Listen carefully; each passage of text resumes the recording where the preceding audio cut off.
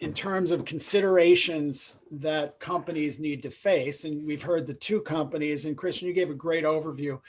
Are there other things that if you put yourself in the shoes of let's say a biotech company or a private company right now, and they're looking at it, what steps would you suggest they take?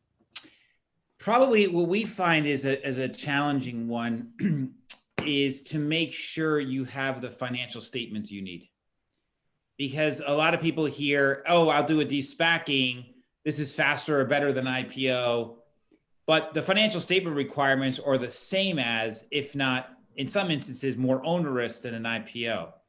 So you need between 2 to 3 years of PCAOB level audited financials. So what does that mean?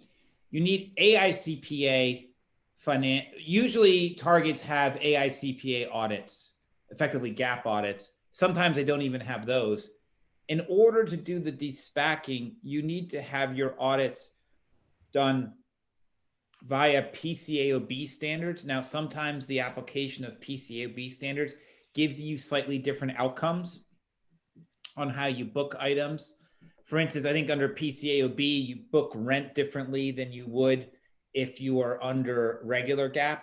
You would need to do that anyway for an IPO, but in some instances, the target will have to produce 3 years of audits versus an IPO where you only need 2 years of audits. Some de-SPACs, you only need 2 years. I won't bother you. I can certainly answer the questions if people want to know exactly what the difference is. But effectively, if the SPAC hasn't filed a 10K yet, the target should be able to get away with only 2 years of audits.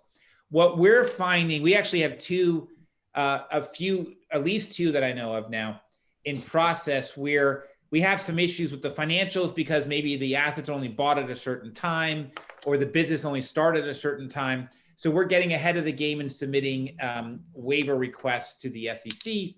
That's a very normal process also in the IPO process. But to me, the financial statement should be the number one focus of someone getting ready to sell to a SPAC.